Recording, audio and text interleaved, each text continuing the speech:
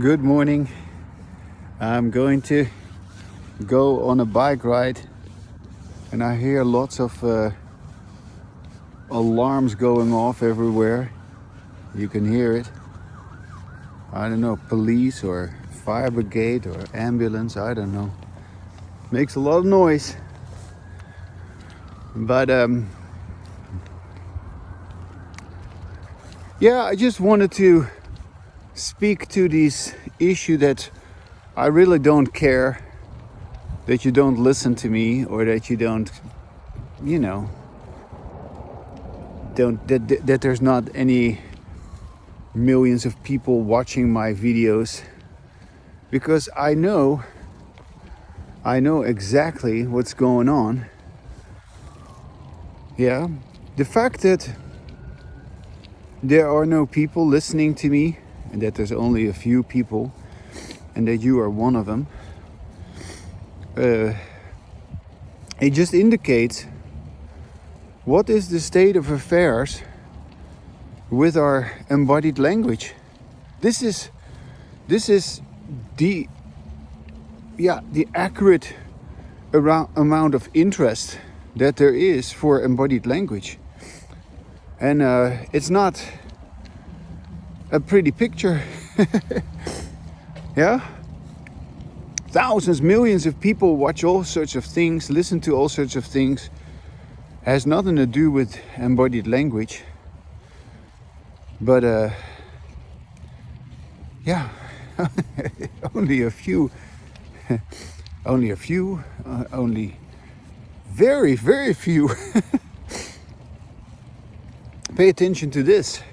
And even then, even if you listen to this, I never hear from you. Yeah? You never do what you need to do to actually be in contact with me, to not that you can at this moment, because at this moment I would just reject you no matter what. But you should let me know that you want to be in contact with me. You should be saying like, yeah, of course, and I can't wait for this year to be over because I want to talk with you. You should. And the fact that you don't, it simply means that you don't give a shit. Yeah, that you have already gone on with other things. Yeah, even if you happen to hear this, even if you happen to briefly pay attention to this, it's a miracle if you already have listened to this video till the end of it. Probably you haven't even done that. But I don't give a shit, because I know what the real situation is. Yeah? And I base all my actions on that. Yeah? I base all my actions on the total lack of interest in embodied language. Yeah. I was watching some footage of a hearing that was going on. And in this hearing, a senator was questioning some judge or some person who was advocating for this or that purpose, this or that group. And this senator, he was asking all these difficult questions, and this person just gave all these avoiding answers. Obviously avoiding, obviously stonewalling, obviously, not really giving any answer. Basically just obviously, I mean, she's not saying it, but she's basically saying, F you. I'm not here to answer any of your questions. I'm only doing what I am expected to do as a lawyer or as a judge or whatever. And so these people can endlessly twist around words, and they can hide behind whatever phrase they decide. But when you have embodied language, there's nothing to hide behind. But there's also nothing to hide, because there's nothing that is worth hiding behind.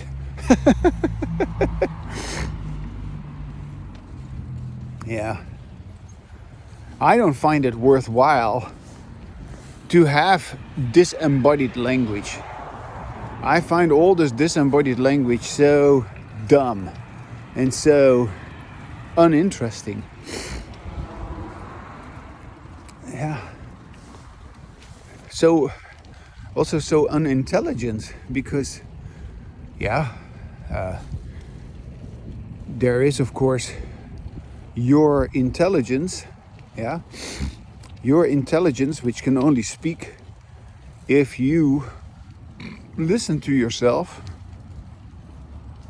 If that doesn't happen, well, I guess you're speaking something else than your intelligence. Yeah. And you can easily accuse me of repeating myself because I keep insisting on this issue. But I'm not the one who's repeating myself. I'm always new. Yeah? Even right now. And if I verbally use the same words to express my dismay with your disembodied language, it is for you to understand that it is possible to experience something new. Yeah, that's what I do. And all of that rhymes. Isn't that beautiful? Yeah. Yeah, that is what happens when you have embodied language. You get into the flow. You know. Let's go. Oh man. So, yeah, it's still a very cold day today, but not that cold as it was yesterday. So I'm happy about that, and I'm on my way to the park where I will record the rest of my video. But for now, I'm driving down this road. I'm behind the stores here. I used to collect the shopping carts here. Here, the shopping carts like that. They are sometimes parked there, and then yeah, they get taken away, stolen by homeless people who use them for their crap. Here I go. Oops. Over here.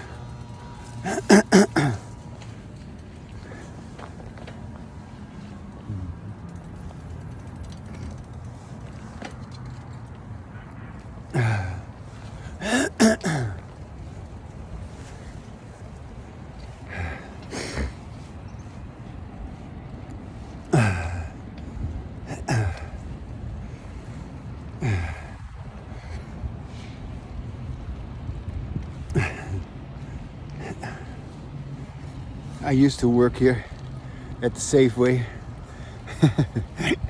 It's kind of nice to always pass by there, that I used to work there, the Safeway.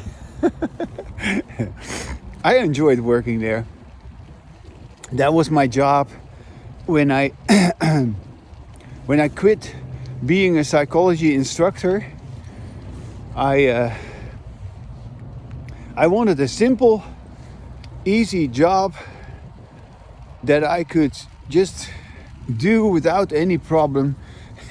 And then I said, yeah, why not be a bagger? Yeah, somebody that puts the shopping of the customers in a bag. And I was a beggar for quite some time.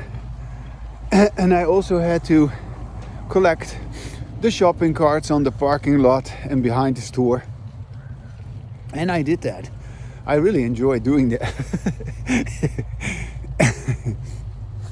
I was cut out for it. It was really my passion. Now, actually, initially, it was funny, you know. I was hired there. Initially, I was hired to work on the vegetable department, and then I was on the vegetable department. They call that fresh cut, and, and then I had to cut the vegetables, clean the corn, take the husk off the corn, and put the corn in a package. Four pieces of corn in a package, and then put a little plastic over it, and then put it in a machine and sort of melt it together.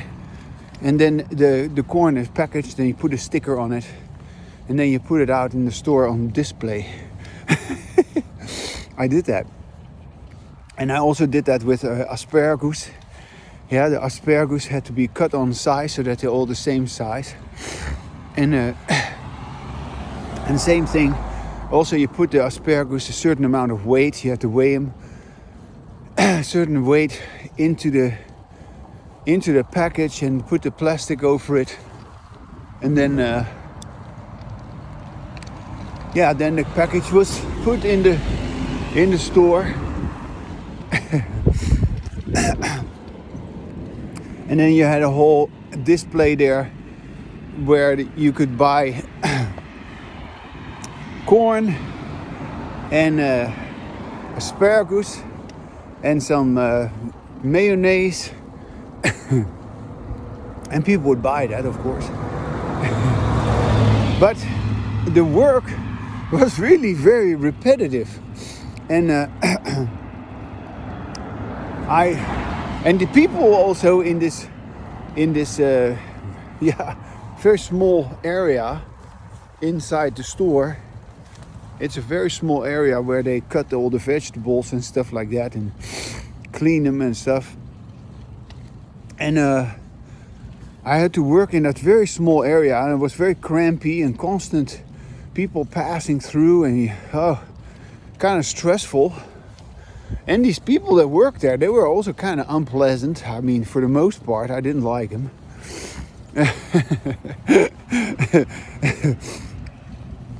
And then I noticed that because of the repetitive movements of doing so many packages of corn,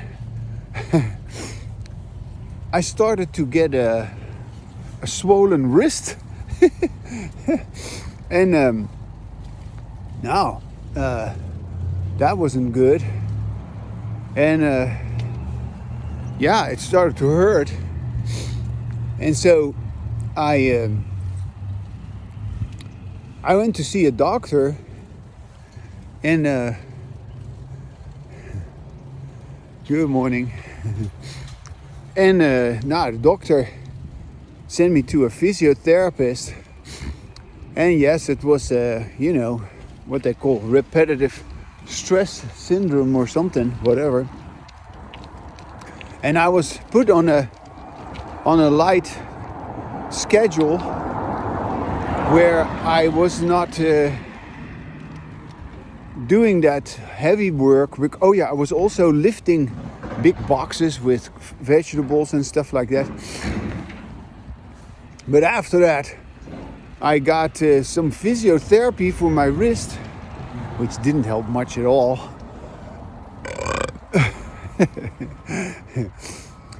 In any case, but they put me on light duty, and the boss of this store, this manager of the store, she really hated it. She hated me for getting injured, because that is workman comp, workman comp, they call that.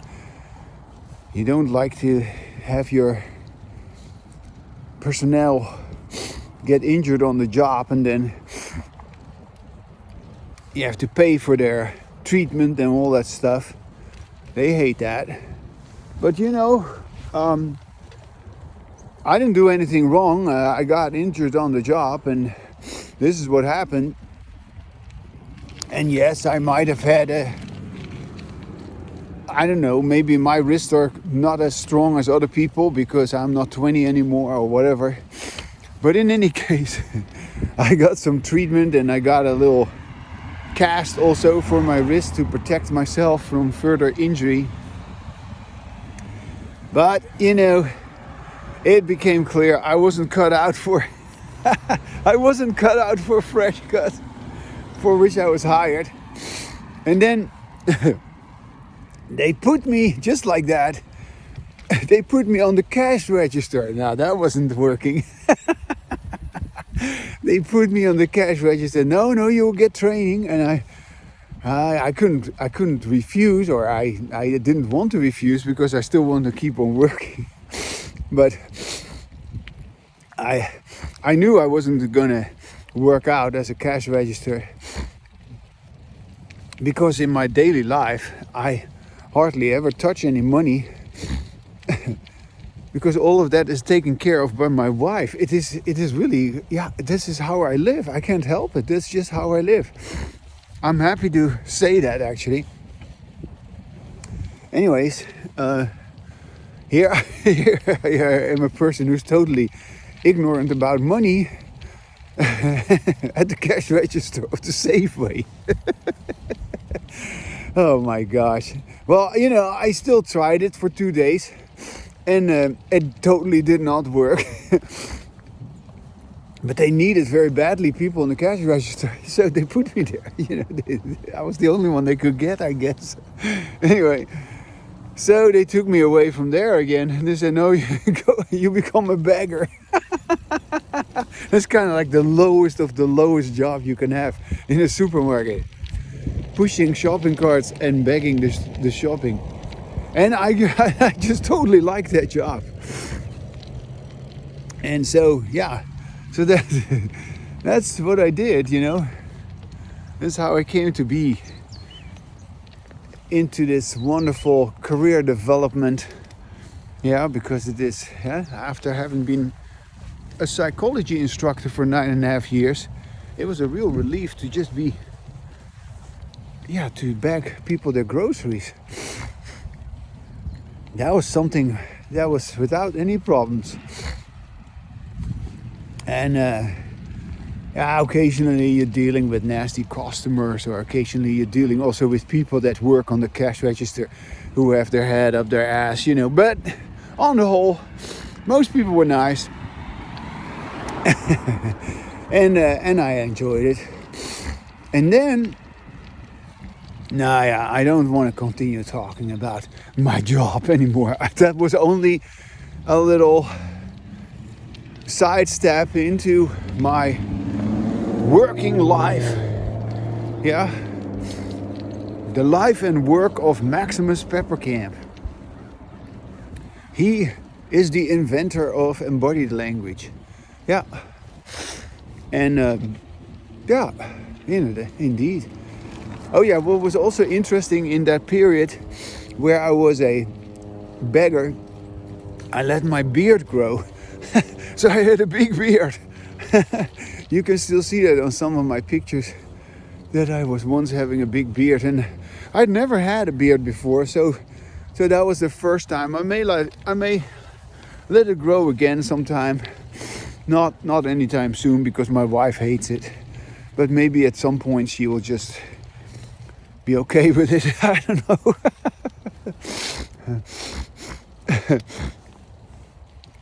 Anyways, if I really wanted to have a beard, you know, she's not preventing me. She wouldn't hate me for it or anything. But, you know, she's the one that's looking at me, and if she doesn't like it, I don't like it either. That's just how it is between us. Yeah. So, and that goes for a lot of other things as well. Yeah, and if there's something that she really likes and that I don't like, well, then she'll enjoy it alone. And if there's something that I feel so inclined to, but she doesn't feel any inclination for, well, then I'm doing that by myself. And that's how I am here, sitting on my bicycle on my way to the park.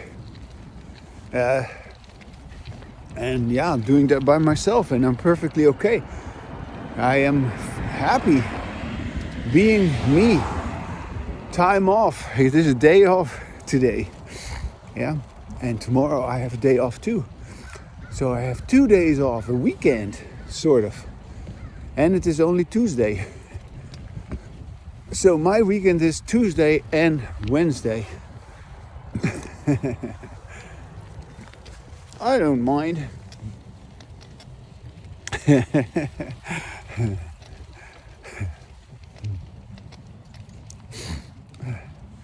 It's so nice to feel unconcerned about what I'm going to say.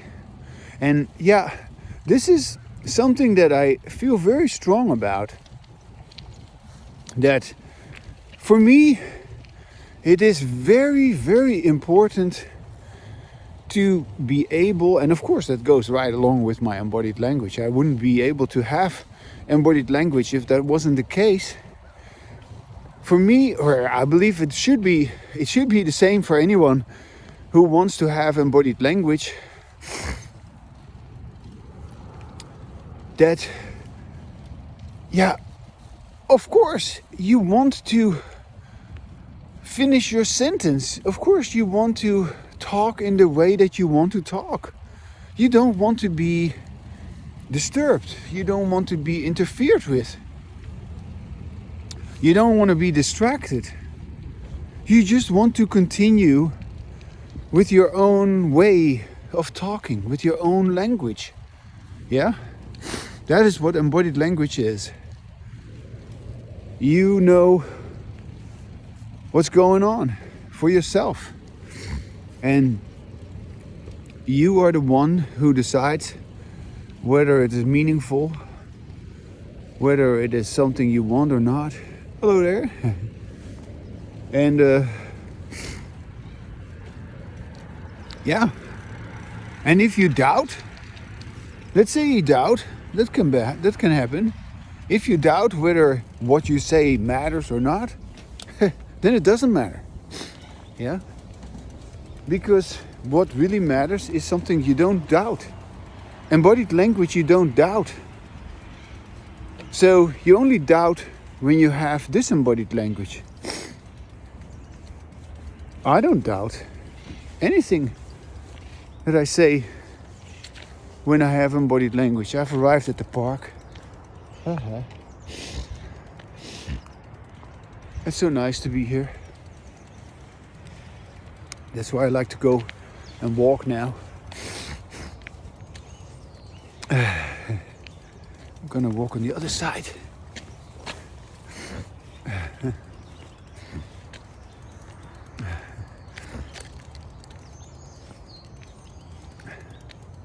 I have no doubt about my peacefulness at this moment. I have no doubt about my clarity at this moment. I have no doubt about my ability to say exactly what I want to say. Yeah? And to also use my language in such a way that that it is always getting better. It's just amazing that it is like that. That's why I continue with it. It just keeps on getting better.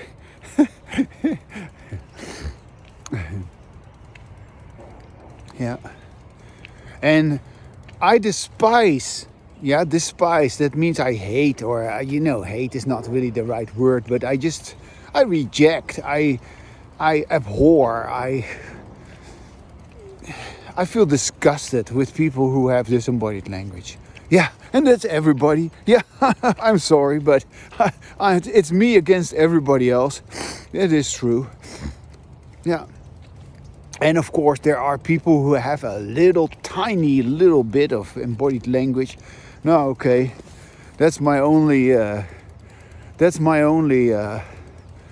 salvation. No, it's not my salvation.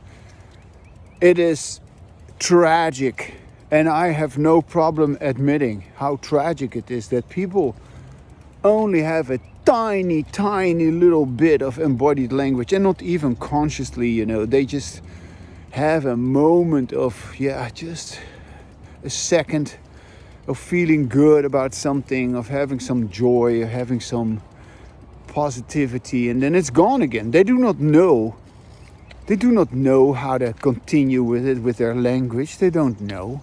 That's why their lives are so chaotic. Everybody's life is chaotic. And you can pretend to be so stable. You can pretend to be so predictable and so certain. Yeah. And so what else? Yeah. Reliable. Oh yeah, you're so reliable. Oh man. Well, the bottom line is that you're paying an enormous price for your defense, your pretense, your arrogance, your, I don't know what it is. You close yourself off in order to be the way you are. That's for sure. I am not closing myself off from anything. Why should I? And yes, I reject things because, but that's not the same as closing myself off. I know what's happening. I know that it is tragic that everybody engages in disembodied language. I'm not gonna mince any words about it. How can you be happy with a language that you do not listen to, that you want others to listen to, or a language that you try to listen to because others have made you listen? But if you listen to me, you hear a different language. That is embodied language. Embodied language is a language that is spoken by a person who listens to himself. Yeah. Listens to himself or listens to herself. I just heard that Trump has made a new,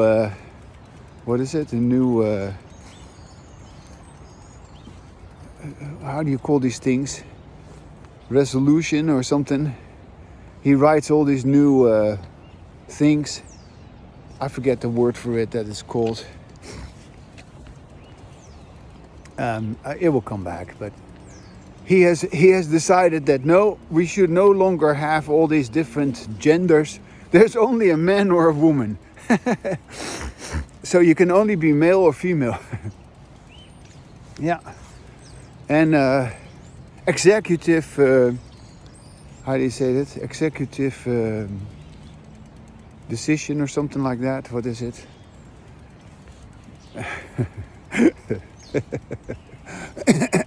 With the stroke of a pen, he has erased. He has erased all this madness.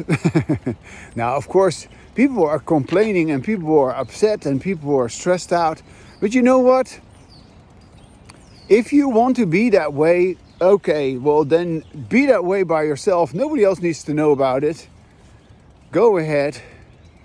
I am sick and tired of all these people who are pushing things down other people their throat.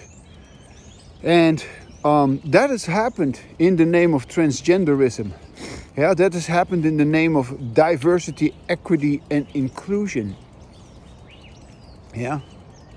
And now, because of the new president, we're not doing that anymore. What a relief. What a great relief. Yeah, and I've suffered because of that, and I still retrospectively still feel happy about that. Yeah. Because it has been a real disaster. It has been really creating only more madness. There is already so much madness, and now because of all of that transgender nonsense, the madness has even increased. It hasn't resulted in anything good, in my opinion. And also diversity, equity, and inclusion hasn't resulted in anything either. It's just hatred. Hatred in the name of diversity, in the name of equity. It's just unbelievable how people are not willing to see that. They're so stuck on their beliefs. They're so stuck on their fanaticism. And they're so stuck on their moral high ground. Yeah? That they're better than other people. No, you're not. You're full of shit. That you're trying to push something down somebody's throat. Yeah? That you want to change human biology. And that you want to indoctrinate. Because this is where I feel my biggest disgust. Yeah? That you want to indoctrinate children. Because that is really what you want to do. Why would anyone who is whatever, transgender or cross-dresser or whatever they're doing, these drag queens, why would anybody like that want to dance in front of children? Why would they want to read children's stories in the library? Can you freaking believe that we have allowed all that to happen? It's sick. It is totally sick. Yeah? And you're talking here, I am a survivor of sexual abuse. Yeah, I was sexually abused for many years by a pedophile. Yeah, and how does that happen? Well, in my case, I didn't get much attention or love from my father because I couldn't do anything good. I couldn't do anything right. And if I got any attention, it was very, demanding and very forceful and very unpleasant. But anyways, I at the soccer club where I was a boy, there was a trainer at the soccer club, the Catholic soccer club, and that trainer, he took showers with these boys, and I was one of many of the boys that he was with. Yeah, and I went on vacation with him. I went water skiing with him. I went camping with him, and with many other boys. And my parents let all that happen. And I can say, of course, at the time I was excited because I got something out of it, but I was also lured into it, and I didn't know until much later what has actually happened. How I was, taken advantage of, emotionally, sexually, and how all of this also had to do with my family situation. And but if I step back far enough, this whole issue of, because at some point, I grew out of it, of course, and I became a teenager. I became an adolescent, and started to have a girlfriend. But I was still having sex with men. And men preyed on me. For many, many years afterwards, men preyed on me. And I let it happen. And it's just amazing how that was, that I felt so bad about myself. I felt so messed up about it. But I don't know, it just happened.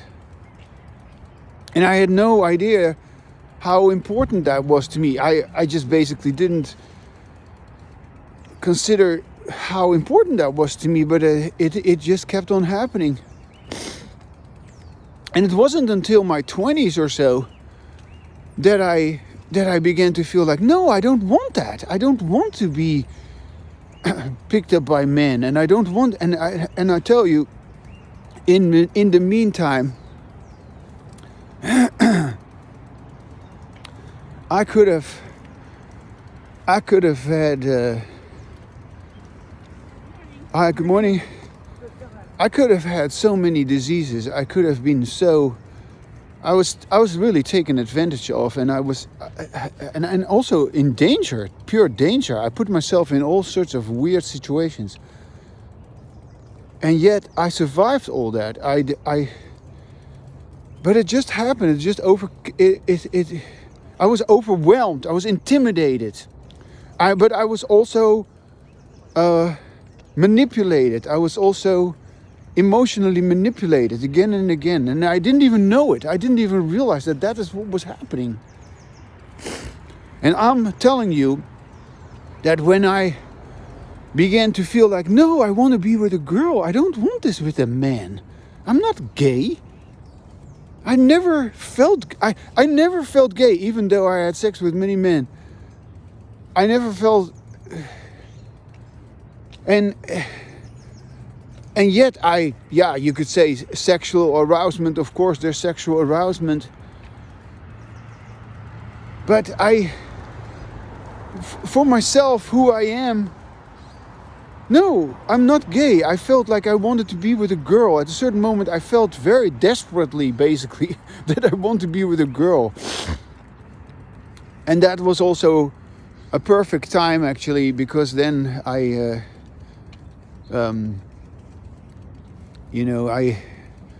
was already actually earlier than that. It wasn't before 20. It was maybe 18 or 19 or so that I started to know about Bhagwan Sri's knees, and that I became a sannyasin, and that I became a follower of the sex guru. But I sure had a lot of girlfriends, and also, of course, sexual relations. And believe it or not, also still quite a lot of men. Also in that group, yeah? Again, men who just picked me out. They just knew they could have it with me. And at some time I just was totally sick and tired of it. And I had already met my current wife. Yeah, we weren't married at the time. But I had already met her, and I was still sometimes with a guy. It's just amazing how that was. It's totally messed up. But I don't feel good about it. I never felt good about it. But it happened. And why did it happen? Because I let myself be intimidated. I had no self-respect. It happened because I didn't know myself. It happened because all people who are involved in gay sex, all people who are involved in all kind of twisted sex, yeah, twisted sex I call it, messed up sex. All people who are involved in that, they have been in one way or another taken advantage of by others. They have been intimidated. They have been manipulated, they have been distracted from their own path, and they have been confused, they have been gaslighted. And this is how the grooming business of LGBTQ, how that works. The grooming business, yes, that's what I call it. It's one big fucking bullshit grooming business. That's what it is. And they want to make it seem, with all their parades and all their bullshit, yeah, fanfare, yeah, they want to make it seem as if it is all so great. No, it is not great. It is all a disaster. All these people who are into gay sexuality, and this has nothing to do with religion, yeah, this has nothing to do with being sinful. I don't believe in sin. I don't believe in religion. I don't believe in God. No, this has to do with the fact that human beings are, in that sense, just like animals. Yeah, the argument has often been made, especially by gay people and also by transgender people, of course, that it happens in nature that animals have behaviors which are similar to homosexual behaviors. Well, have you ever looked into how these behaviors actually occur and when these behaviors occur? Because they do not occur in animals in the same way as they occur in human beings.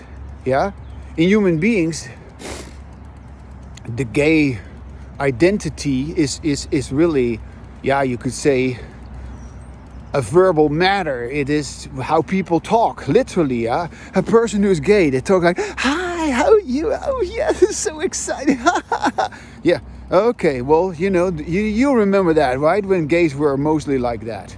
Yeah. Certain moment, they kind of didn't do that anymore so much, but there's still a lot of that. Yeah. Always so fun, and oh, they're so high, and they're so happy, and they're so outgoing, and they're so all over the place. Yeah. Oh, here comes a big truck.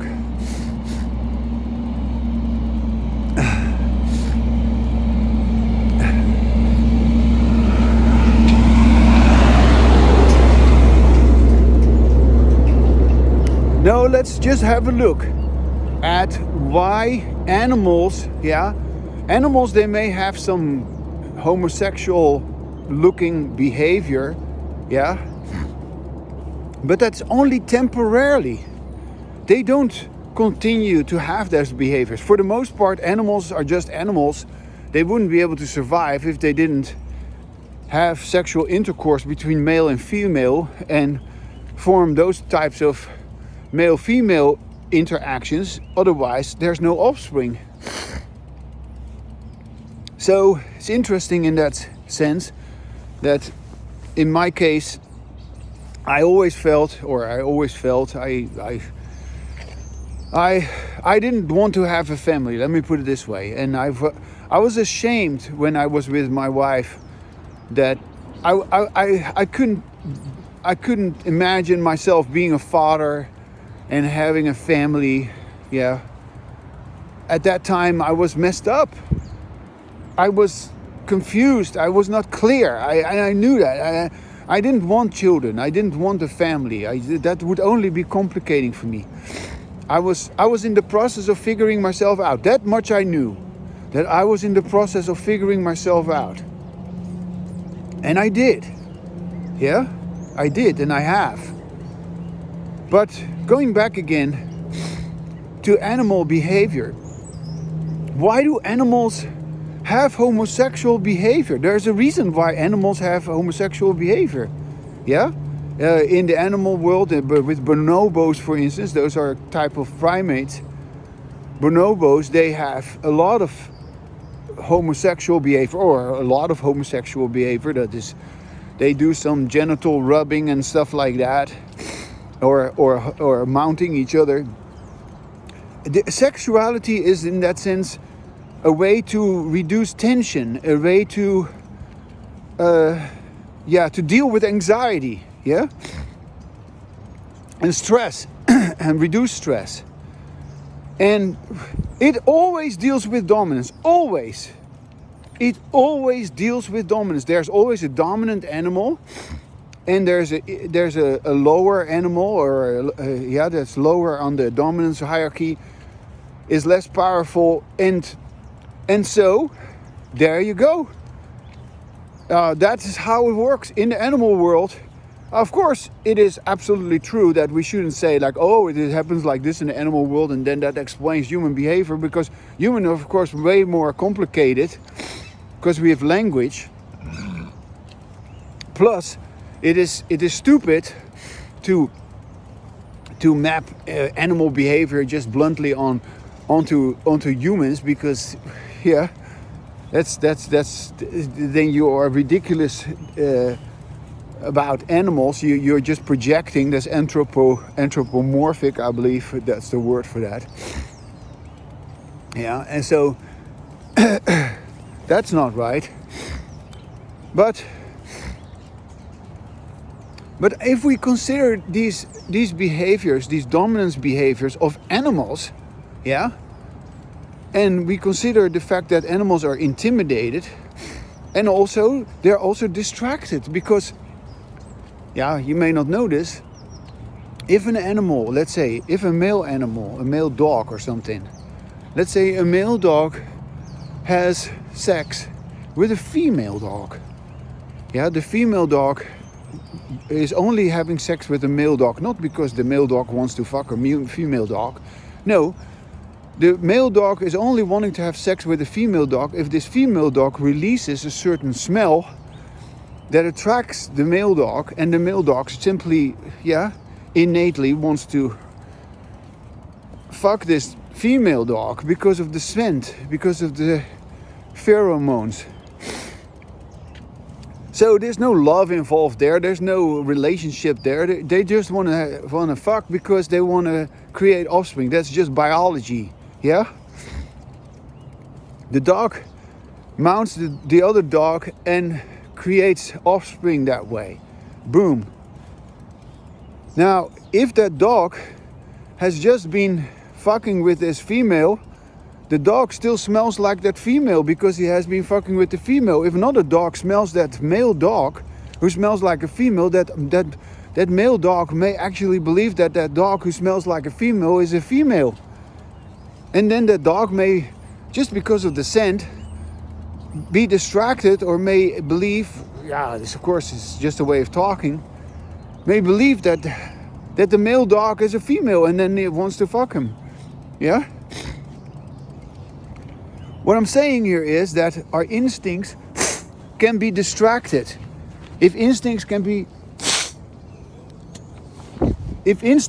distracted in animals, they can be distracted in human beings too.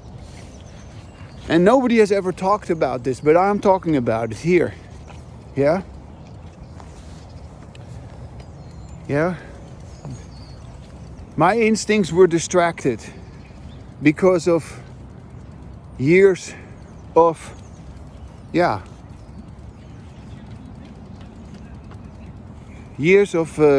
dealing with this.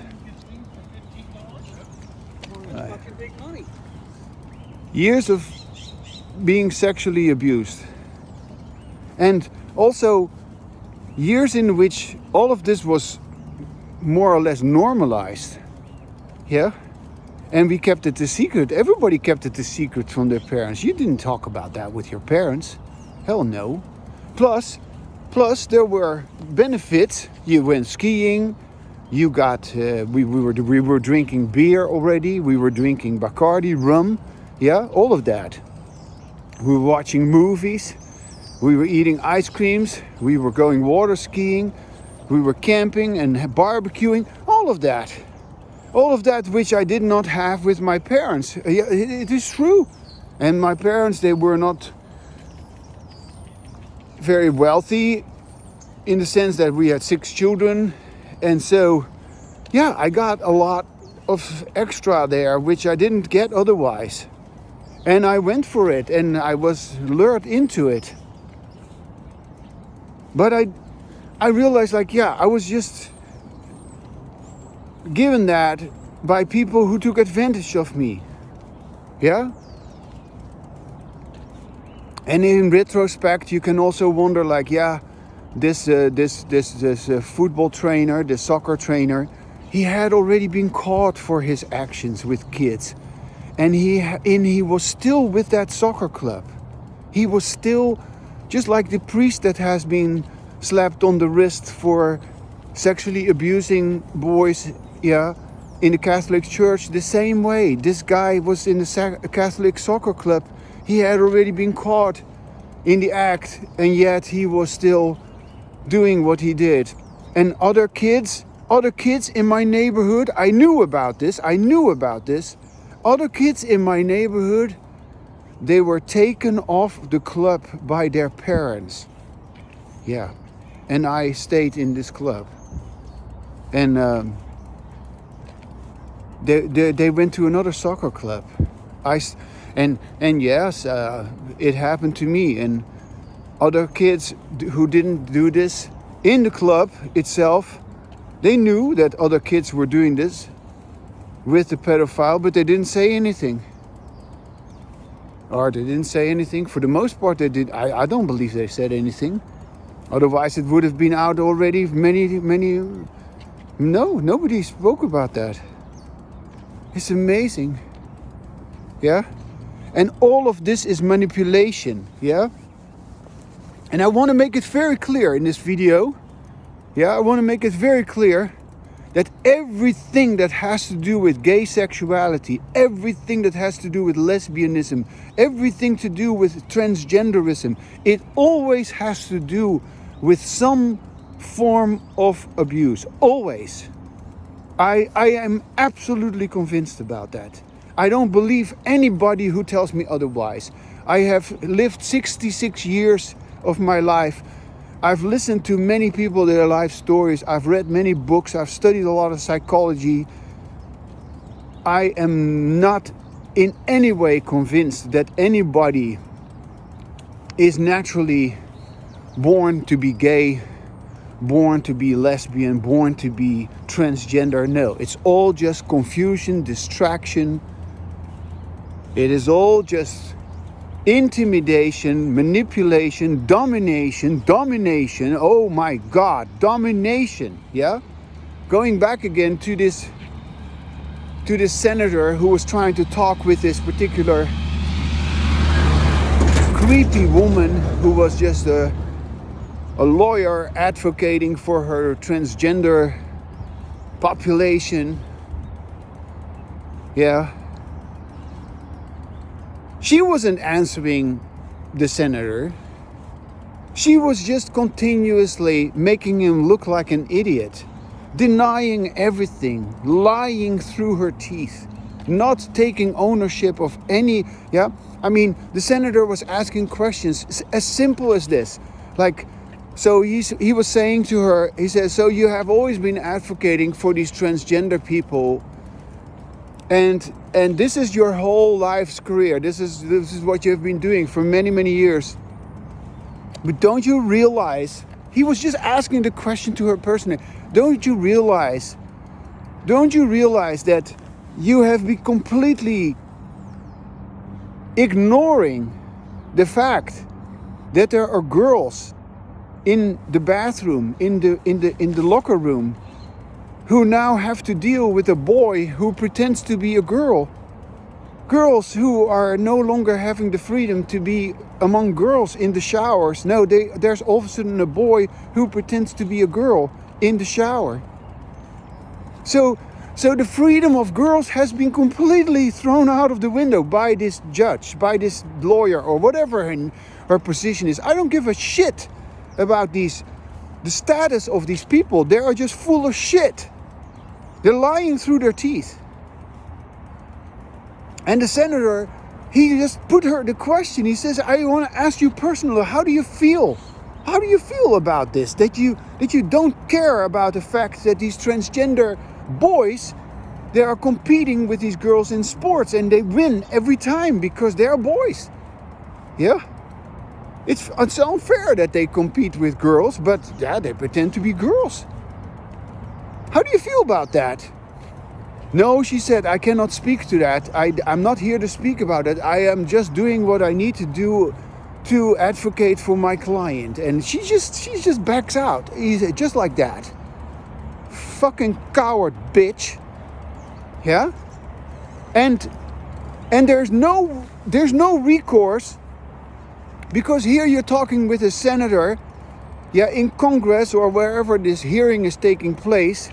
There's just no way to actually expose these people and to just, like I do here, yeah? Hello, hi. Because I talk from my own experience. I talk from my own felt experience, from my own lived experience. I hate all these people. I hate all these gay people. I hate all lesbian people. I hate all transgender people. I hate them. And why do I hate them? Because they want to manipulate other people. And they want to make everybody believe as if their lifestyle is wonderful. And it is not. It is absolutely not. I have known many, many gay and lesbian people. I've known many, many transgender people and all these binary, non-binary bullshit people. And they're all messed up. They're all phony. They're all creepy. They're all extremely devious, twisted. None of them, of course, also have what I call embodied language. And they, just like the religious people, they preach as if they have the highest moral ground. Freedom, it is all in the name of freedom that we have to all cater to their beliefs, right? That we all have to give in to them. No, they're manipulating. And they're manipulating everybody. They're manipulating the school board. They're manipulating the law. They're manipulating society. They're manipulating the customer. Yeah? We have to watch all these gay people in commercials. We have to continuously make it seem as if it is perfectly okay. No, it's not okay. It's not okay to promote that. It is not okay. And yes, as an American, I'm near the freeway here. Yeah. As an American, I still can say, in spite of my disgust with these people, that's my freedom of speech. As an American, I can still say, okay, if you want to live that way, go ahead and live your stupid way. You can live that way in your own house. You can be that way if you want to be that way so desperately, but don't bother me with it. And certainly keep yourself away from kids, because they always want to be close to kids. Yeah? And that's why you see all these people, they all go into education, they go all into psychology, they all go into, I find that also really fascinating, that all these perverts, they all go into religion, they go into the churches. That's where you find them. Yeah? And what are they doing? They want access to children. Yeah. But what they actually want, and this is another flip side of what they actually want, it's totally twisted, but this is my take on it. What they want is, of course, I want to make no bones about this. Yeah. There's only one explanation for why they want to be with children. They want to continue with their so-called identity, yeah? And they want everybody to agree with them. You are not allowed to oppose them. You're not allowed to question them. You're not allowed to say anything about it, yeah? And the moment you say something about it, you are a hater. Well, I am a hater. I don't dismiss that. I don't deny that. I am a hater. I hate all these people. I do. But not in any kind of way that I want to wipe them out, or that I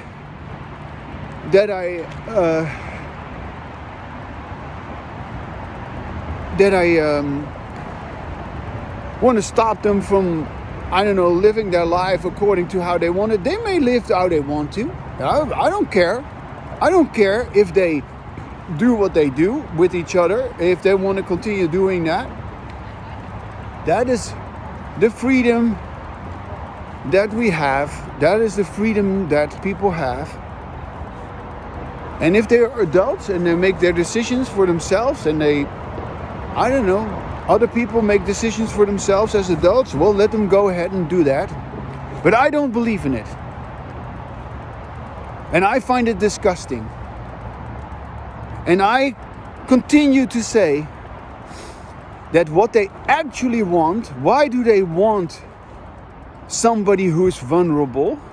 Why do they want to dominate somebody who they can dominate? Yeah? Why do they want to force their view on other people? Because ultimately, that is what they want. They want to force their view, their worldview, their craziness, their twistedness, their complete madness, their craziness. They want to make it seem as if that's all okay. When you watch a gay parade, that's what that is. We are normal. Oh yeah, we can raise children. Yeah. No, you can't. And yes, you do, but And it's crazy enough that has already happened, that we say, oh yeah, same-sex marriage and all that kind of stuff, and that they have those rights. And of course we have studies that prove that, oh yeah, no, these kids, they come out bad, they're wonderful. Well, no, it's not the same. It's not the same. It's never the same. It cannot be the same. Come on. But why do they want that influence? Because that is what they want. They want control. They want control. And they want to control something which they can control. Yeah, that's what it is. And so they are desperately and this goes for so many people who are fucked up in one way or another, whether it is fucked up sexually or whether it is fucked up psychologically, yeah, because this also translates to all the mental health clients who are being enabled, yeah, because I have studied psychology, I've worked in psychology, I've taught psychology. I know for a fact that what psychology does is just enable the craziness of people. Yeah? We reinforce the very behavior which we should try to reduce. And why is that? Because there is no embodied language. Yes, that's why. And nobody wants to talk about that. That's okay. I do.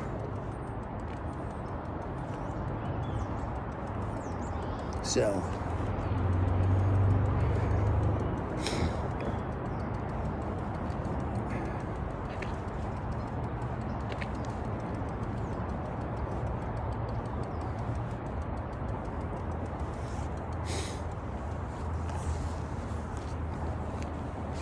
So they want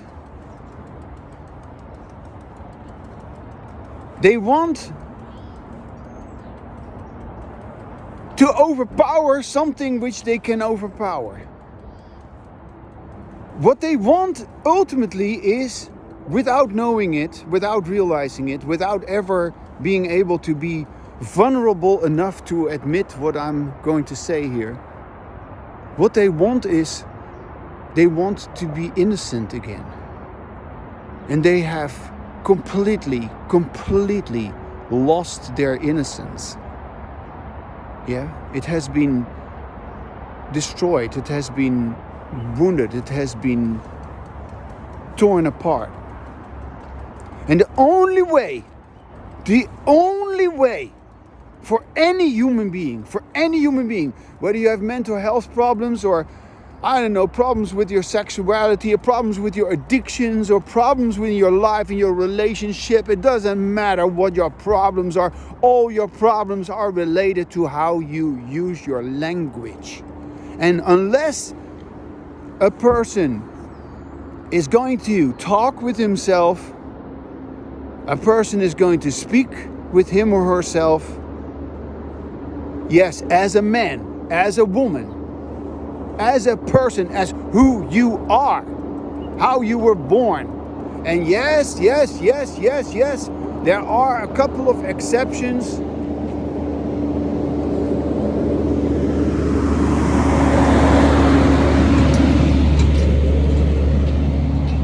There are a couple of exceptions.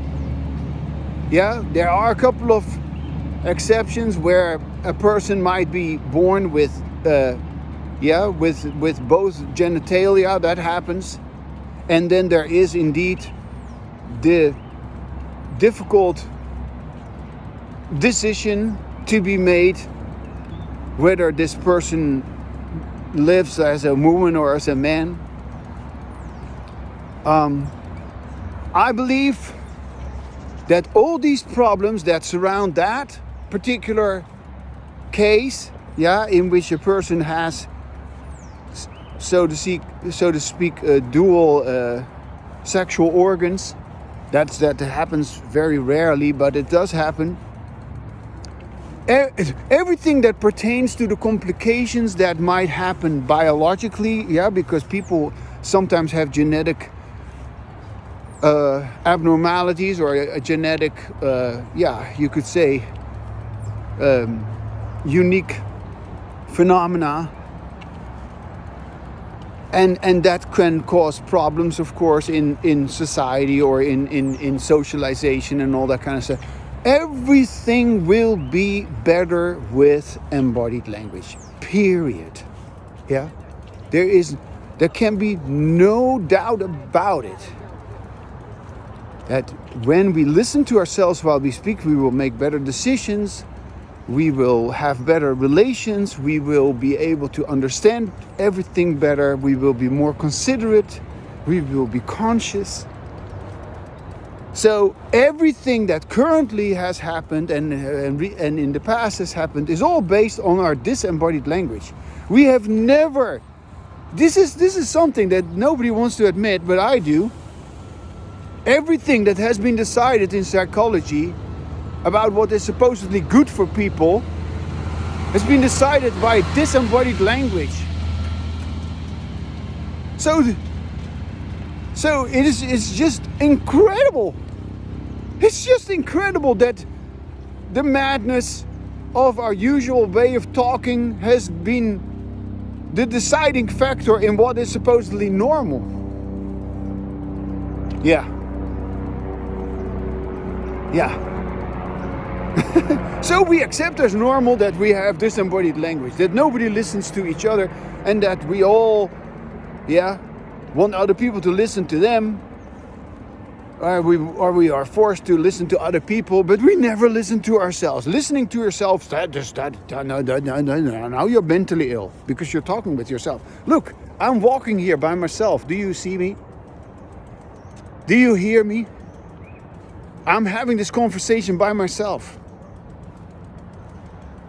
And I know what I'm talking about. And if we're going to have embodied language, which, as I've said at the beginning of this video, there's only there's only 5 people that watch it, or 6 people, I don't know, maybe sometimes 15 or 11, whatever, I don't care. The reason nobody listens to this, the reason nobody cares about this, is because we have all been indoctrinated, we have all been dominated, we have all been gaslighted by disembodied language. Yeah, that's the truth. And when we are going to have embodied language, we're going to just say this, just like I am saying it. What else do I have to say? I have nothing else to say. And I'm not here telling you like, oh, I'm a victim, I was abused. No, I've cried enough about it. I know what it is to feel disempowered by such experiences. I know what it is like to feel confused and enraged. I know what it is like to feel violated, to feel used. But I have come to my understanding about embodied language, and that's what I am talking with you about here. So, another way of putting it, there is tremendous hope if we are going to acknowledge the difference between our disembodied language and our embodied language.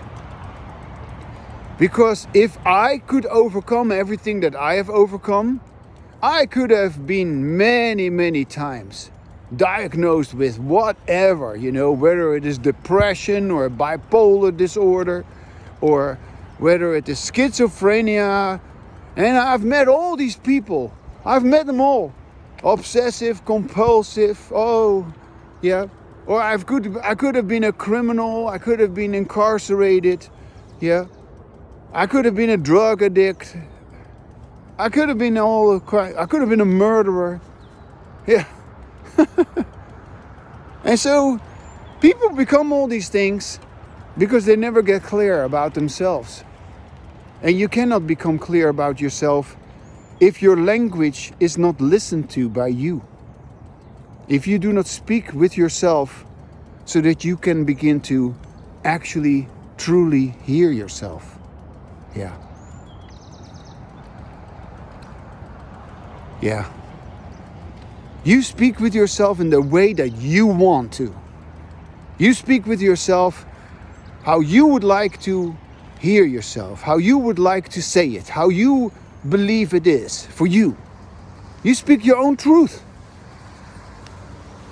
That's what embodied language is. And you don't give a shit about anybody who doesn't want to do that.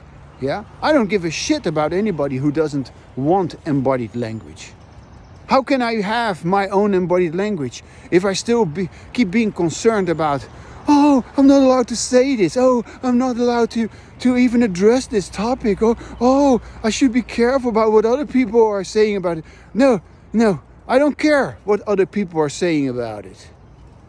Okay, I gotta go now. This is it.